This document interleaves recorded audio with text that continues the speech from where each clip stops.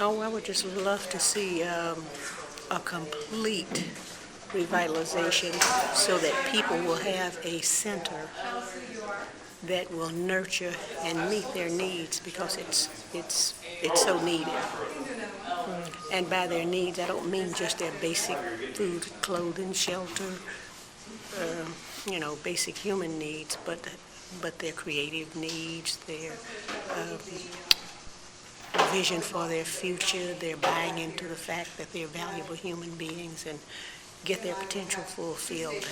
I just don't think the community is designed to capitalize their assets and, develop potential in a way that would really enhance the community. Thought it was a wonderful idea to, because it's in our neighborhood and we're a big part of this neighborhood, so we thought it'd be nice for us to host this meeting. And I looked at the flyer and I looked at the information and I think the vision is it's very worthwhile, and I think it's very forward thinking for all of you to do this. I know how valuable it can be to build communities and make them better. So, but anyway, with that said, I appreciate y'all coming, and we're just glad to be your host. I want to tell you that back in 2007, when I was appointed to the Housing Authority, how great I thought it was to be a part of the Housing Authority. For two reasons. One, I've seen the Housing Authority work in people's lives. I've really seen it be a positive benefit for people. And number two, it's not often that you get someone like me who's actually from the community to get involved in the community on a board of that nature. So when we came up with the plan to do this, I thought it'd be paramount to have community involvement. Without community involvement, this whole thing is nothing, because I'd rather have you do it with me than to me. Because I've been in Little Rock all my life, and they've always done it to me, never with me. So that's why I'm so proud of this. And as we sit here and think about this, I want us to think about two things in our community that really plague our community. I know if you think back to 20 years ago, when our community was at its height, we had Westinghouse, we had ThinkBanner, we had Timex, we had all these great companies right here in our community. So when you start thinking about how we can build our community, let's start thinking about building our people, not just our housing stock, but we have to rebuild our people. So when you start envisioning things, start thinking about the food deserts. We need grocery stores, healthy grocery stores, not just junk food stores. Yeah. We need healthy grocery stores. So when we start to think about those things in this meeting, let's dream about those things. But let's also be conscious of the people in our community, how we can also make them better. Because if we build houses and we don't build our people, we still have the same problems we had before. I just want to share some things with you, and I guess you want to say, well, what in the world made you cry? It's all in the way we treat ourselves and the way people treat us and the way we treat people. So being a human being is a big part of making Sunset Vision 2030 successful, is that you recognize people's humanity.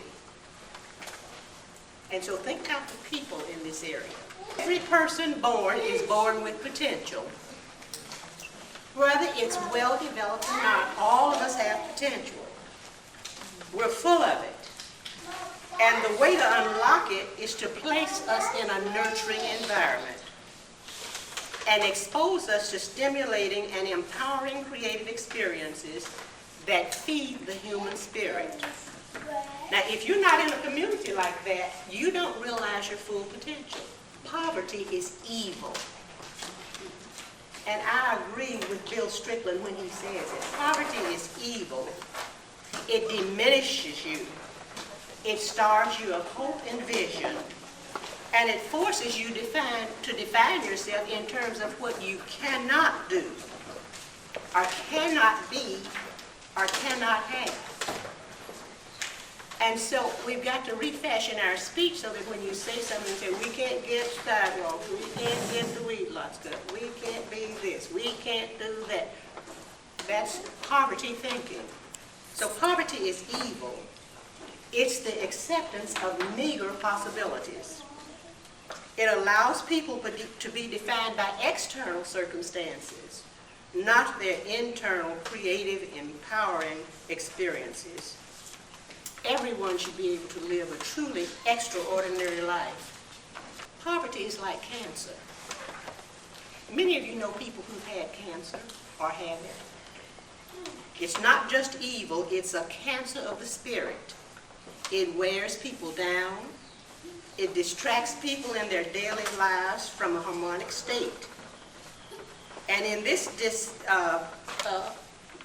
disillusion, it's a bad state. Your consciousness dies. And what happens when people live in this state, and you've all seen it, experienced all about it, people become passive, they become pessimistic, they become angry. You're in an area sometimes where it manifests itself in bad ways. And I almost have not talked to anyone or read your survey sheets where people said, crime, get rid of crime, get more police, you want to be safe. The answer to that is to provide a nurturing community. And you won't need the prisons. You won't need the police. You won't need those things that eat up money like I don't know what. And you don't get a big payoff from it. If you want to know what a community is like, visit its schools. It's called schools are microcosms of the community at large. So when people say, oh, our schools are so bad, rephrase that and say, our community is really bad and in need of help, because it is just a microcosm of our community. We can cure this cancer, but let's not define poverty and this cancer by telling people they need services. We'll help you pay your light bill. We'll get your water bill paid this week. Come on over here and we'll be sure to help you get a sidewalk, and all of that's good.